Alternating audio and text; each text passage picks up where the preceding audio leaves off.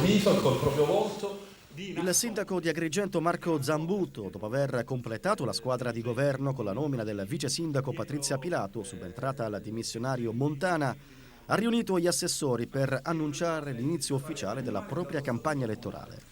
Il primo cittadino vuole governare per altri 5 anni con l'obiettivo di continuare il risanamento delle casse comunali ed il rilancio di Agrigento.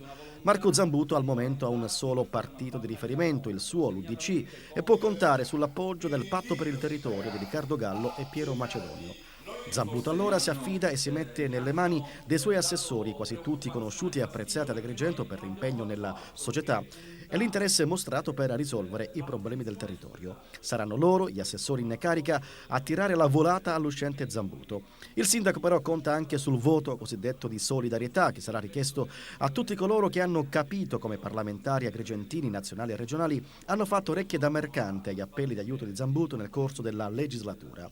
Ed è proprio ai deputati e leader di partito, anche dell'opposizione, che Marco Zambuto lancia il guanto di sfida. Oggi andiamo innanzi a un momento politico nel quale si vuole che le lancette dell'orologio tornino indietro.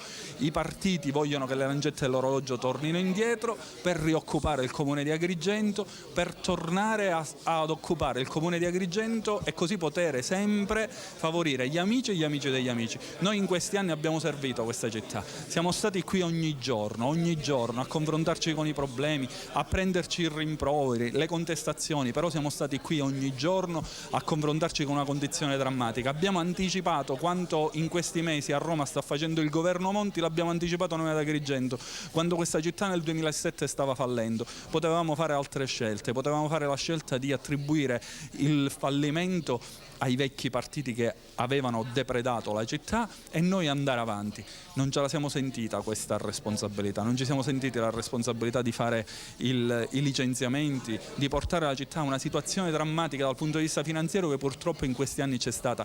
Ma pensate un attimo cosa sarebbe stato se avessimo dichiarato il fallimento, e da lì siamo partiti, abbiamo servito Agrigento, abbiamo affrontato i problemi veri della nostra città che mai si erano affrontati, i problemi della rete idrica, della distribuzione idrica, i problemi della depurazione, i problemi finalmente del piano regolatore generale. Abbiamo affrontato i problemi veri di questa città che finalmente può guardare avanti con rinnovata fiducia. A fronte di quello che noi abbiamo fatto ci confrontiamo oggi con partiti che non hanno il coraggio di scendere in campo con i loro visi, i loro volti.